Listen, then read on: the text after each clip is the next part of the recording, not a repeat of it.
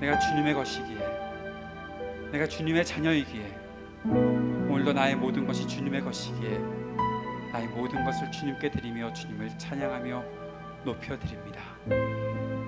이 시간 우리에게 임하시는 주님, 그리고 우리의 마음속에 충만히 거하시는 주님, 우리의 모든 것들을 만지시고 새롭게 하시는 주님을 향해 우리의 마음을 온전히 드리오니, 주님, 이곳에 임하시는 주님께서 우리를 다스리시고 한 사람 한 사람 그 간절한 기도 속에 주님께서 만져주시고 새롭게 하시며 주의 힘, 그 주의 능력, 놀라우신 주님의 임재를 경험하는 시간 되도록 인도해 주옵소서. 우리의 주인 되신 예수님의 이름으로 기도드립니다. 아멘. 할렐루야. 우리 옆에 있는 분들에게 오늘도 잘 오셨습니다, 좀 환영합니다, 축복합니다. 우리 인사 나눌까요? 네.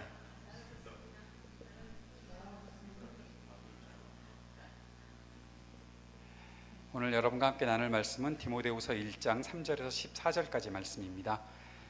저희가 한 목소리로 함께 읽도록 하겠습니다. 디모데후서 1장 3절에서 14절입니다.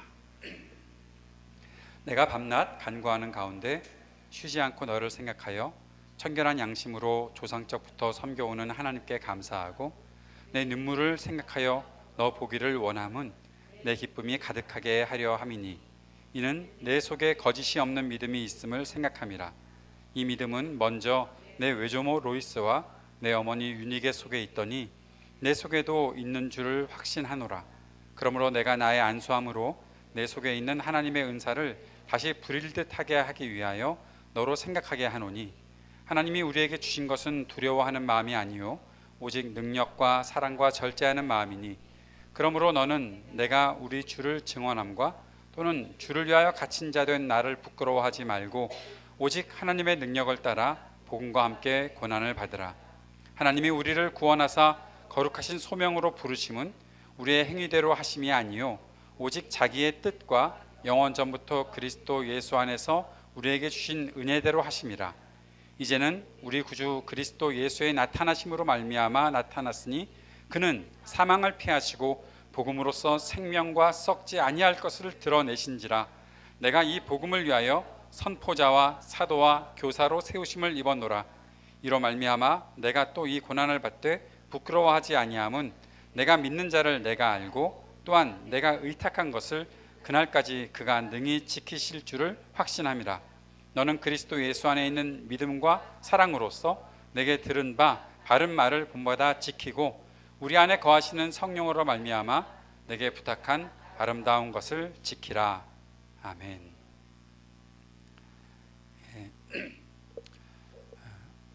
저는 여러분이 많이 아직도 궁금합니다. 아직 이름과 얼굴을 매치 못 지키는 경우도 많이 있고요. 겨우겨우 이제 한 분씩 한 분씩 알아가고 있는 중에 있는데, 아까도 최 목사님과 잠깐 사무실에서 이야기를 나눌 때인가 누구 이름을 하는데 누가 누구라고 제가 말하는 것을 보면서 막 이렇게 뿌듯하고, 아, 누구를 알았다 내가 그런 것 이렇게 알게 되는 것이 참 뿌듯해지는 그러한 과정 속에 있습니다.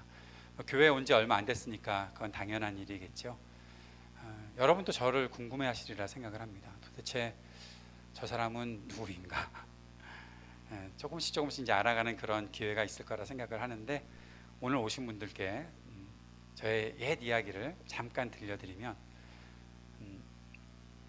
비밀 아니니까 지금 막 유튜브로 다 보고 계실 테니까, 저는 모태신앙이 아닌 사람입니다. 이런 얘기를 하면 놀라시는 분들이 계세요. 되게 모태신앙처럼 생겼는데 어떻게 모태신앙이 아니야? 막 그렇게 물어보시는 분들이 가끔씩 있어요. 제가 한 너댓 살 때에 제 외할머니께서 저를 데리고 교회에 가셨습니다. 동네에 있는 교회에 데려다 주셨어요. 외할머니, 외할아버지께서 개종을 하셨고, 그리고 예수님을 믿게 되셨고, 또 믿으시면서 교회 나가셨던 곳에서 한 전도사님과 또 교회를 개척도 하시고 하셨던 그런 분이셨어요. 장로님, 권사님이 되셔서 그렇게 사셨는데, 저희 외가에는 예수 믿는 사람이 전혀 없습니다. 오로지 제 어머니만 예수를 어느 날 믿게 되셨죠. 믿게 되셨다기보다는 두 아들이 교회에 나가기를 시작하니까 이렇게 지켜보러 가셨는지 따라 나가셨는지 아무튼 그렇게 따라 나가셨다가 그냥 교회를 그냥 드문드문 다니시고, 저는 외할머니가 집 근처에 계시면은 저를 교회로 데려다 주시고, 안 그러면 앞집 아주머니 손에 이끌려서 교회를 갔던 곳이 제가 자랐던 바로 그 교회입니다. 그러다가 이제 저희 어머니도 예수님을 믿게 되시고, 저희 아버지는 제가 초등학교 4학년 때 매년 제가 교회 나가십시다 그러면 남자는 1월 1일부터 하는 거라고. 그럼 그 다음에 1월 첫 주일이 되면 교회 나가셨을까요? 안 나가셨을까요? 안 나가셨죠. 예. 그 못 드는 바둑을 왜 바둑을 들어 외삼촌네 가시는지 모르겠는데, 아무튼 저희 아버지 바둑 못 드신다는 거 제가 알거든요. 근데 외삼촌과 함께 마주 앉으셔서 그렇게 계시다가 어느 날 제가 초등학교 4학년이 되던 77년도인가 그때 1월 첫 주에 교회를 스스로 나가셨어요. 30분 전부터, 집에서 교회까지 10분밖에 안 걸리는데 30분 전에 옷 다 입으시고 나가시는데 어머니가 어디 가시냐고, 교회 가신다고. 그래서 그때부터 교회 다니셔서 교회를 빠지지 않고 저녁 예배도 안 빠지고 수요 예배도 안 빠지고, 하여튼 막 새벽 기도회만 빼놓고는 교회를 열심히 그때부터 다니셨어요. 그러니까 그때부터 저는 교회에서 진영이를 따라서 부모님이 다 교회에 나왔구나 하는 그런 소문이 자자한 참 믿음이 좋은 아이로 성장을 쭉 해왔었고, 제가 자랐던 그 교회에서 중학교 3학년 때 목사가 되기로 결단을 하고, 담임 목사님과 부모님의 전폭적인 지원을 받으며 목사로 자라는 것에 후회 없이 지금까지 살아오는 중에 있습니다. 중학교 3학년 때 제가 목사가 되기로 결단했던 이유가 하나 있는데요. 되게 재미없는 수련회를 한번 했어요. 중3 때 수련회였어요. 수련회는 재밌잖아요, 보통. 그래서 막 수련회 때 애들이 막 거듭나고 막 헌신하고 막 하잖아요. 저는 그 수련회 때 무슨 말씀을 들었는지 하나도 기억이 안 나요. 그런데 저랑 같이 다니던 친구들이, 남자 애들이 한 4명 있었거든요.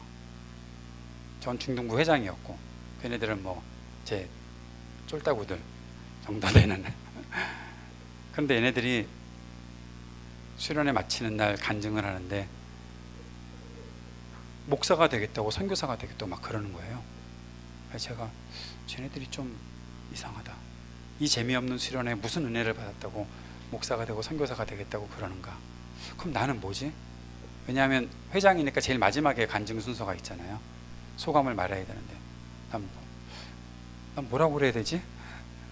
그러다가 머릿속을 막 머리를 굴렸는데, 내가 의사가 되고 싶은 사람이었는데 슈바이처라는 사람의 전기를 두꺼운 책으로 읽었었거든요. 슈바이처 같은 사람이 되면 되겠다. 의사가 되고 난 후에 목사도 되고 선교사도 되는 그런 사람으로 살았으면 좋겠다. 슈바이처가 저랑 비슷한 게 많아요. 음악도 잘하고 피아노도 치고, 하여튼 위대한 사람이잖아요. 저는 그냥 그런 것 조금씩만 할 줄 아는 사람이었는데, 아무튼 앞에 나가서 나도 뭐 은혜를 받은 척 하면서, 저도 뭐 은혜를 받았는데 저는 제 인생을 하나님께 드리기로 결심을 했습니다. 제가 의사가 되고 싶은 사람인데 좋은 의사가 되는 것뿐만 아니라 또 좋은 목사가 되어서 사람들의 영혼도 고쳐주는 사람이 되고 싶습니다. 제 친구들의 간증은 다 사라지고 교회에서는 오직 이진영이가 목사가 되기로 결단을 했단다. 담임 목사님부터 시작해서 다 그런 소문이 나고, 저희 아버지는 저희 담임 목사님께 불려가셔서 너의 아들이 이제 당신 아들이 목사가 되기로 결단을 했으니 어떻게 키워야 되는지, 그 다음 날부터 뭐 이렇게 주석 전집을 사오시더라고요. 왜 사오시는지 모르겠어요. 나중에 이게 비싸진대요. 그러면 구하기가 어렵다면서. 그래서 저는 목사가 되어야 되는 줄 알고 그렇게 살게 되었어요.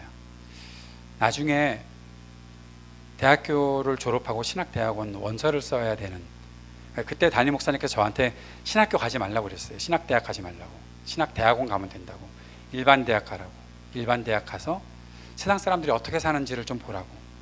그들에게 전도도 하고, 신학대학 가면 뭐 전도할 일도 없을 테니까 그들에게 전도도 하고 그렇게 살으라고 지금 돌아가신 목사님께서 저한테 그렇게 말씀해 주셔서 그 말씀을 따라서 일반대학 가는 거라고 생각하고 일반대학에 진학을 했고, 그리고 나중에 신학대학원에 갈 때쯤 됐는데 제 마음속에 고민이 생기잖아요. 내가 은혜 받고 결단한 게 아니잖아요. 저는 알잖아요. 내가 은혜 받고 결단한 게 아니라 다른 친구들이 목사 선교사 되겠다고 그러니까 나도 그렇게 해야 되겠다, 쟤네들한테 지지 않으려면 그렇게 해야 되겠다라는 그런 생각을 갖고 결단을 했으니 제 마음이 얼마나 허전했겠어요. 뭔가 좀 말씀을 이렇게 팍 보여주시던지, 뭔가 나를 콜링하시는 하나님의 음성을 듣게 하시던지 뭐 그런 게 있었어야 되는데, 하나님 이게 뭐예요 나는 도대체. 재밌는 건 뭔지 아세요? 대학 들어가고 나서 그 친구들은 교회를 다 떠났어요. 지금도 목사 선교사 된 놈이 한 놈도 없어요. 어디서 뭐하고 사는지 모르겠어요. 한 놈은 뉴저지에서 만났어요. 자기가 목사가 안 됐고 네가 목사가 된 거를 감사하며 펑펑 울더라고요. 아니 지 때문에 내가 목사가 됐는데 지는 울고 나는 목사가 돼서 앉아있고. 그때 제 마음속에 갈증이 너무 많이 생겨서 도대체 이걸 풀어야 되겠다는 생각을 가지고서 당시에 대천덕 신부님이 살아계실 때 예수원에 방문을 해서 대천덕 신부님과 상담을 하고 싶었어요. 근데 1박을 하고 다음날 아침에 같이 말씀을 읽는 시간에 이사야 26장 3절 말씀을 돌아가면서 한 절씩 읽다가 제가 이사야 26장 3절 말씀을 읽게 되었어요. 주께서 심지가 견고한 자를 평강의 평강으로 더하시리니 이는 그가 주를 의뢰함이니이다. 근데 대신 분님께서 저한테 이것은 하나님께서 형제에게 주시는 말씀입니다, 그렇게 말씀하셔서 제가 그 말씀을 그냥 받기로 하고 그렇게 받았어요. 그때 제 후배가 예수원에 있었는데 이건 선배에게 주시는 하나님 말씀이 맞는 것 같다고. 왜? 선배가 지금 고민하고 있는 게 신학교에 진학하고 목사가 되는 길을 계속 갈 것인가에 대한 건데, 심지가 견고한 자를 평강의 평강으로 더하실 것이라고 말씀하신 것이니까 그 응답으로 받아도 좋을 것 같다고. 그때 예수원에 이렇게 세모난 기도실이 있어요. 거기 들어가서 하나님께 그렇게 기도했죠. 알겠습니다, 그냥 그 길을 가긴 갈 텐데 왜 하필이면 저를 그런 식으로 부르셨어요? 왜 친구들 보고 눈치 보다가 나도 뭔가 해야 되겠다라는 그런 식으로 저를 부르신 이유는 뭔가요? 하나님의 부르심에 대해서 내가 확신하는데 그런 식으로 불러준 이유가 뭘까요? 그때 하나님께서 제 마음속에 이런 마음을 품게 하셨어요. 너한테 말씀 한 구절이 눈에 팍팍 들어와서 하나님을 믿게 되고 헌신하게 되고 했다면 너 그 말씀 받은 것 때문에 얼마나 또 자랑하면서 다니겠니? 네가 나에게 대해서 헌신하고 하는 것이 너한테 아주 큰 인생의 영광스러운 그런 경험이었다면 그거 가지고 얼마나 네가 뻐기며 다니겠니?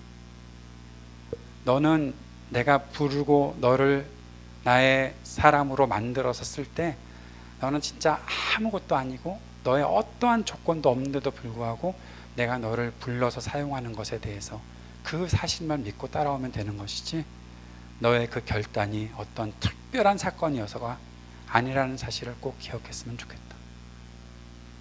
저는 사실 경쟁에서 지고 싶어 하는 사람이 아니거든요. 누군가와 경쟁을 하게 되면 내가 이기고 말지, 내가 누군가에게 지는 것 너무 싫어하는 사람이거든요. 누군가에게 뒤처지는 것. 그래서 나도 목사가 되겠다고 했던 거잖아요.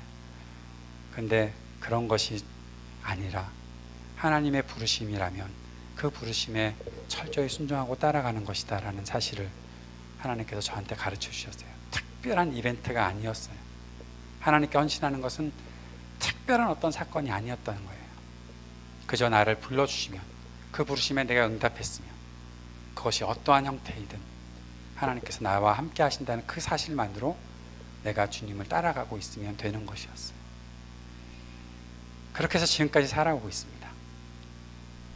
놀라운 것은요, 그때의 경험이 중요한 것이 아니라 저한테 하나님께서 가장 중요한 것을 가르쳐 주신 것은 매 순간 나의 삶을 하나님께서 인도하시고 매 순간 하나님이 나에게 말씀하시고 그 말씀을 내가 받고 그 말씀을 받아 전하는 일들을 하게 하신다는 거였어요.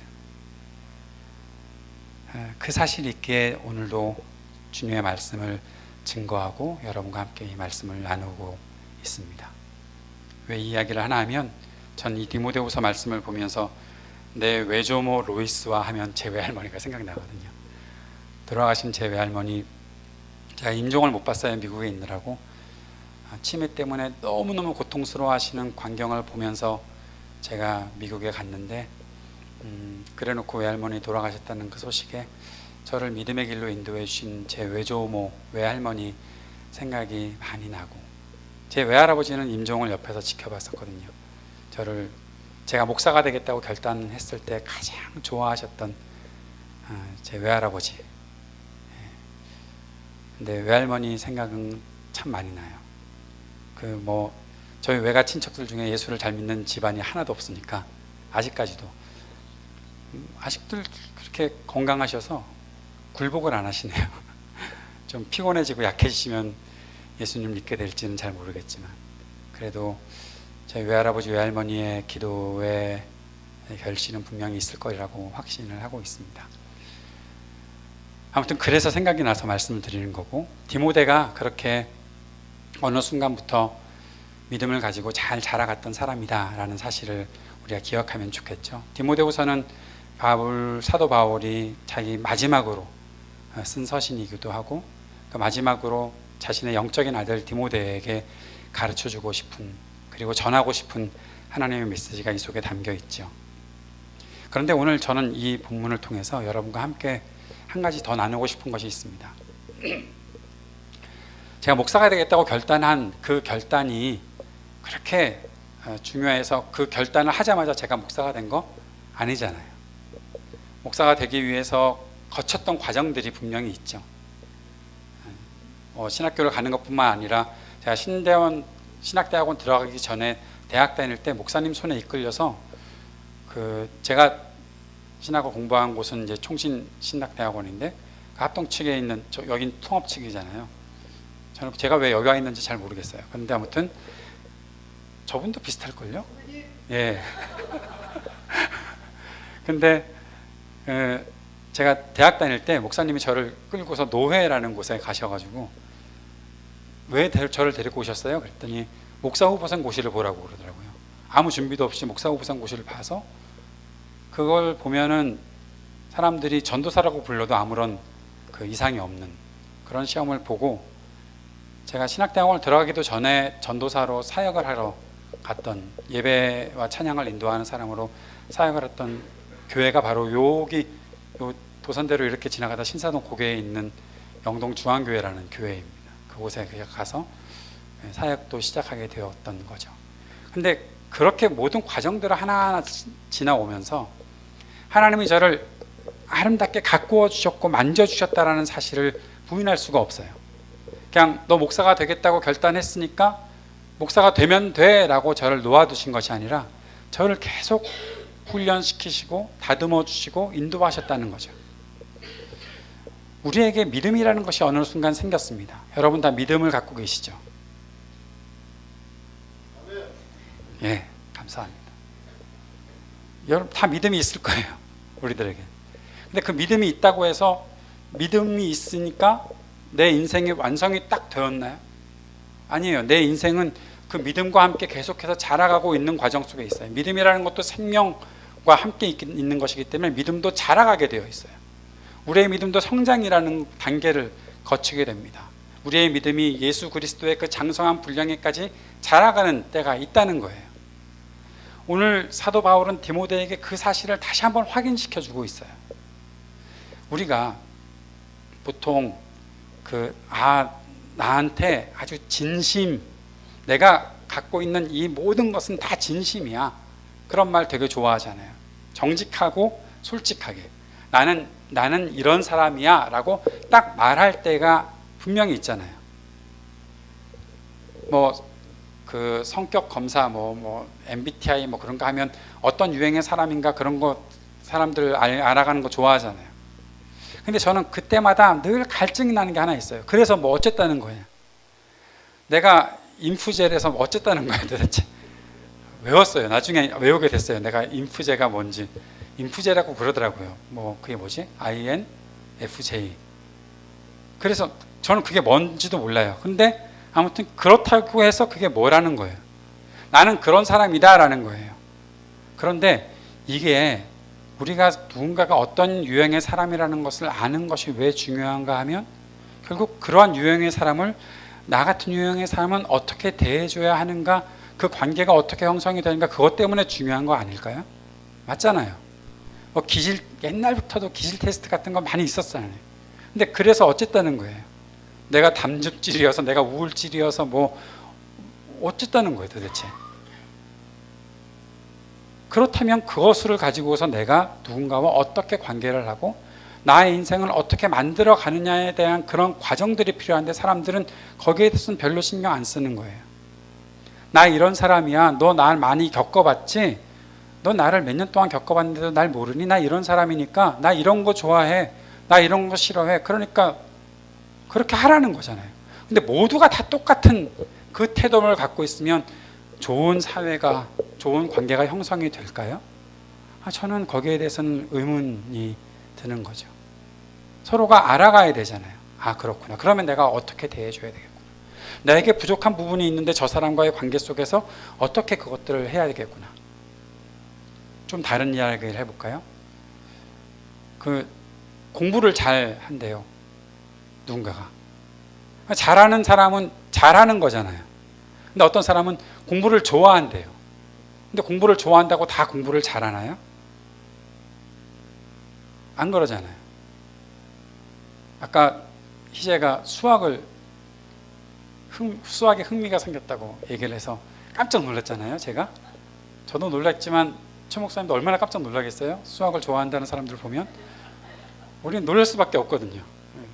왜 그런가 하면 그런 일이 있어요. 아무튼 수학을 좋아하면 수학을 다 잘하나요?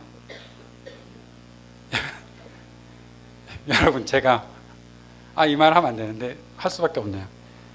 제가 대학을 수학과를 졸업했거든요. 근데 저는 지금 수학 문제를 가져다 줘도 못 풀어요. LA 있을 때 제가 수학과를 나왔다는 걸 알고 어떤 학생이 찾아왔어요. 이신영 목사님 수학을 전공하셨다면서요. 제가 수학 정석을 풀다가 모르는 게 있는데 가르쳐달라고. 그러면 안 되는데? 기가 막힌 일이 있었어요. 제가 어디를 모르겠어요. 약간 제가 연기자잖아요. 어디를 모르겠어요. 몇 페이지를 모르겠대요. 그 앞에 페이지는 풀어봤어요. 그 앞에 페이지도 모르겠대요. 잘 읽어봐요. 뭘 모르겠어요? 모르겠대요. 그 앞에 페이지를 봅시다. 그래서 한 몇십 페이지를 넘겨놨더니 어느 순간에 이건 몰랐었는데 지금 알겠어요. 알겠어요? 그럼 그 다음 페이지를 같이 봅시다. 알겠어요. 그러다 아까 몰랐던 거를 얘가 풀고 갔어요. 저보고 너무 잘 가르치신대요. 지가 다 해놓고. 여러분 대학을 수학과 나왔다고 해서 수학을 잘하는 사람이 없을 수도 있습니다. 저같이. 왜냐하면 그걸 계속 훈련을 했어야 되잖아요. 훈련 안 하면 모르는 거예요. 나는 정말 진심으로 너를 사랑해. 그런데 그냥 사랑해. 그래서 여러분 사랑이라는 것은 그냥 사랑한다고 해서 끝나는 게 아니잖아요. 사랑한다는 것은 애쓰는 거예요. 사랑은 수고하는 거예요. 고린도전서 13장 말씀을 보세요. 사랑이 그냥 이루어진다고 하지 않아요. 사랑은 오래 참는 것부터 시작하잖아요. 오래 참고. 그냥 참는 것도 아니에요. 오래 참으래요. 그걸로 시작을 하는 거래요. 그냥 가만히 있다고 사랑할 수 있는 게 아니에요. 여기 남자분들이 몇 분 안 계셔서 좀 말하는 게 그렇지만 남자들이요, 여러분은 아니라고 확신을 하지만 자기가 사랑하는 누구한테 선물을 주고 싶으면 자기가 주고 싶은 걸 줘요. 꽃을 사와요. 어느 날 와이프가 꽃 사오는 걸 그렇게 싫어해도 자기는 꽃을 사와요. 나는 너를 사랑해서 꽃을 줬다는 거예요. 아, 꽃 달라고 언제 그랬어? 다른 거 달라고 말한 거는 귀등으로도 안 듣고 그냥 자기가 주고 싶은 것을 주고서 나는 너를 사랑했대요. 그건 사랑하는 게 아니잖아. 사랑한다면 들어줘야 되죠. 이렇게 잘 아는 제가 잘 하냐고요? 잘 모르겠어요. 와이프가 집에서 듣고 있다가 뭐라고 할지 모르겠어요. 애써야 돼요. 수고해야 돼요. 땀 흘려야 돼요. 누군가를 사랑하고 누군가에게 헌신하는 것도 마찬가지로 그렇게 해야 되는 거예요. 그러지 않으면 그건 사랑할 수 없어요. 그렇게 사랑하는 것이 성경에 나와 있지도 않아요. 나는 진심으로, 나는 이런 사람이니까, 나는 정직하니까, 여러분 그걸로 모든 것이 끝나지 않아요. 하나님 앞에 나는 정직하게 내 모든 죄를 자백했습니다. 그걸로 끝나는 것도 아니에요. 그렇다면 그 다음 단계가 또 있어야 되는 거예요. 하나님은 우리들에게 그 다음 단계까지도 요구하시고 그 일들을 위해서 우리를 위해 성령님을 보내시고 성령님과 함께 우리를 움직이고 계시는 거예요. 근데 우리는 많은 순간 그걸 너무 많이 놓쳐요. 내가 오늘 은혜 받았으니까, 내가 오늘 뭔가 감동이 있으니까 그걸로 다 되었다라고 생각하고 거기서 끝나는 경우가 참 많이 있더라고요. 설교가 끝나고 나면 많은 분들이 은혜 받았습니다, 감사합니다라는 인사를 할 때가 있잖아요. 저는 되게 짓궂은 사람입니다. 그래서 뭐에 은혜 받으셨는데요? 물어봅니다. 그래서 어떻게 할 건데요? 또 물어봅니다. 여러분에게는 안 그럴 테니까 여러분은 그냥 은혜 받았습니다 하셔도 괜찮아요. 왜냐하면 제가 이 말을 한번 담임 목회하는 교회에서 했다가 담임 목회하는 5년 내내 아무도 저한테 와서 은혜 받았다는 얘기를 안 했어요. 근데 저는 묻고 싶은 거예요. 왜냐하면 그것이 진짜 하나님께서 주시는 은혜였다면 가만히 그 사람 속에서 내가 오늘 말씀을 듣다가 새로운 단어를 들었네, 어떠한 새로운 깨달음이 있었네, 그래서 내가 감동이 됐는데 그걸 은혜 받았다라고 표현하는 순간 그 은혜는 나를 가만두지 않거든요. 그게 정말 하나님의 은혜였다면 그 사람 속에 들어가서 그 사람 안에서 혁명을 일으키거든요. 굳어졌던 사람을 높게도 만들고요, 딱딱했던 사람을 부드럽게도 만들고요, 게을렀던 사람이 너무 부지런해지기도 하고요, 어리석게만 판단했던 사람이 가장 지혜로운 판단을 하게도 되고요, 절망 속에 있던 사람이 희망을 얻게도 되고요, 그런 사람으로 변화되는 능력들이 그 은혜 속에 있거든요. 근데 우리는 너무 단답형으로 그냥 은혜 받았다, 내가 믿음을 가졌다, 믿습니까? 아멘. 거기에 너무 길들여져 있어서 그 아멘이 무슨 뜻으로 내 속에서 울리는 소리가 되는지를 아무도 생각하지 않고 지내는 때가 참 많이 있더라는 거예요. 성경이 우리들에게 그런 식으로 은혜를 가르쳐주지 않습니다. 성경은 우리들에게 은혜 받은 사람이 어떻게 살아야 하는지를 계속해서 가르쳐주고 있습니다. 하나님의 그 터치를 느꼈던 사람이 어떻게 살아야 하나님의 뜻을 이루어 갈 수 있는지를 계속해서 가르쳐주고 있습니다. 하나님이 제 속에 어느 날 교회를 그저 이끌고 가신 그 외할머니 손에 이끌려 가서 초등학교 때 주일학교 선생님들로부터 예수님을 소개받고 예수님을 영접하고 믿음을 갖게 된 이후에 목사가 되기로 헌신하고 그 이후에 모든 과정 속에 하나님께서 저를 다루셨던 것처럼 우리 모두에게는 하나님께서 다루시는 그런 과정들이 있습니다. 그 옛날의 그 추억을 그냥 지키고 간직한다고 해서 내가 온전한 사람이 되는 게 아니에요. 성경에 말하는 지키라라는 단어, 오늘도 몇 번씩 반복되는데 지키라는 단어는 그저 이렇게 킵하고 있으라는 말이 아니에요. 그걸 잘 가꾸고 간직하여서 그 아름다움이 찬란하게 드러날 수 있도록 하고 그것을 통해서 수많은 사람들이 주님 앞에 나올 수 있는 그런 일들로 그런 믿음의 열매를 만들어내라고 성경은 우리들에게 가르쳐주고 있는 거예요. 사랑하는 여러분, 오늘 우리가 같이 기도하고 또 주님 앞에서 헌신하면서 주님께 우리 자신의 삶을 드리는 그런 일들이 또 있게 될 것이고 또 앞으로 우리의 모든 믿음의 삶 속에서 그런 일들은 계속 진행이 될 텐데 그때마다 하나님께서는 우리에게 하나의 어떤 이벤트로만 나타나시는 것이 아니라 꾸준히 나를 말씀으로 먹여주시고 말씀으로 다루시고 내가 주님 안에서 어떤 때는 갈등도 하고 고민도 하고 힘겨워하면서 그러나 이 모든 과정 속에 나와 함께 하시는 하나님이 계십니다라는 그 사실을 깨닫게 하시고 그 길로 걸어갈 수 있도록 주님이 우리를 붙잡고 인도하실 거예요. 사도 바울은 디모데에게 이렇게 얘기합니다. 하나님이 우리에게 주신 것은 두려워하는 마음이 아니요 7절 말씀이죠. 오직 능력과 사랑과 절제하는 마음이니. 8절 그러므로 너는 내가 우리 주를 증언함과 또는 우리 주를 위하여 갇힌 자된 나를 부끄러워하지 말고 오직 하나님의 능력을 따라 복음과 함께 고난을 받으라. 하나님이 우리를 구원하사 거룩하신 소명으로 부르심은 우리의 행위대로 하심이 아니요 오직 자기의 뜻과 영원 전부터 그리스도 예수 안에서 우리에게 주신 은혜대로 하심이라. 이제는 우리 구주 예수 그리스도 예수의 나타나심으로 말미암아 나타났으니 그는 사망을 피하시고 복음으로써 생명과 섞지 아니할 것을 드러내신지라. 여러분, 이 말씀을 이렇게 읽어가면서 하나님이 얼마나 그를 위해서 일하고 계셨는지를 느끼게 되지 않아요? 디모데의 한 사람을 하나님의 사람으로 세우시기 위해 하나님께서 얼마나 애쓰며 움직이고 계시는지 느껴지지 않으세요? 두려워하는 마음 주신 것이 아니야? 비겁한 마음 주신 것이 아니야? 아무 때나 도망가라고 그저 하다가 말라고 그냥 하나님께서 그렇게 너한테 그냥 던져놓으신 것 아니야. 네가 지금 찾아야 될 것이 있어. 능력을. 하나님의 능력을 경험해야 하지 않겠니? 하나님의 사랑을 경험해야 하지 않겠니? 그런 가운데서 절제하면서 너 자신을 성찰하고 너 자신을 다시 한번 가꾸고 너의 마음속에 있는 것을 더 아름답게 가꾸기 위해서 애쓰는 그런 마음이 있어야 하지 않겠니?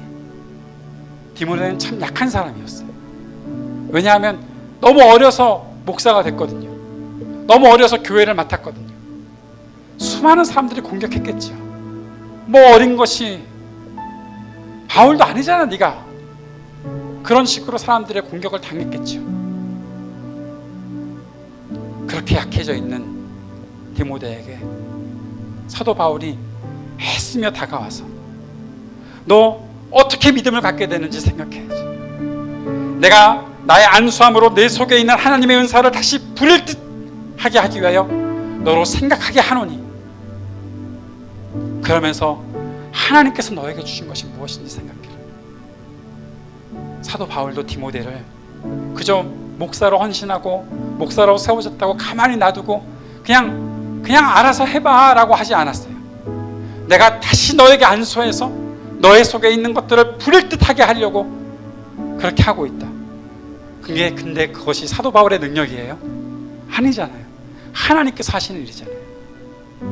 여러분, 하나님이 얼마나 열심을 가지고 우리들에게 일하고 계신지 아세요? 한순간도 하나님은 게을러 보신 적이 없으시네요. 하나님의 그 특심, 하나님의 그 열심, 우리를 만들어 가시죠. 오늘 설교의 제목이 그래서 진심에서 성심으로예요. 진심은 우리 모두가 하나님 앞에서 솔직한 마음 가지고 있다면, 정직한 마음 가지고 있다면 다 갖고 있는 마음이라고 생각해요. 근데 저는 진심이 다가 아니라고 생각해요. 그 진심이 진정으로 하나님께 쓰임받기 위해서라면, 아주 작게는 우리 서로의 어떠한 관계를 위해서라도 나는 진심으로 너를 대하는 거예요. 그럼 내 진심은 그를 미워하는 거면 그냥 막 미워해도 되는 거예요? 내가 진심이니까 막 거칠게 아무나 막 대하는데 그게 내 진심이니까 난 스타일이 원래 이래 그러면 되는 거예요? 안 돼요. 그럴 수가 없어요. 왜 그런가 하면 나도 귀한 사람이지만 내가 섬겨야 하는 그 누군가도 너무나 귀한 사람이기 때문에 그래요. 그래서 그를 위해서 맞추어 줘야 할 때도 있는 거예요. 아무렇게나 대해서는 안 돼요. 나는 이런 사람이니까 난 이렇게 하면 되지. 그렇게 할 수 없어요. 왜냐하면 한 사람 한 사람이 너무 소중한 사람이기 때문에 그래요. 저요, 목사로 세움받은 지 거의 뭐 한 30년 거의 다 돼가는 것 같아요. 제가 설교한 게 한두 개겠어요? 제 컴퓨터 파일 열어보면 설교한 게 많아요. 오늘도 여러분께 하는 이 설교는 저한테 다시 듣고 싶은 설교라고 해서 지지난주, 지난주 산상 첫날 기도회, 오늘까지 3가지 이 마음 시리즈라는 설교를 하고 있는 거예요. 관심에서 열심으로, 또 중심에서 전심으로, 진심에서 성심으로.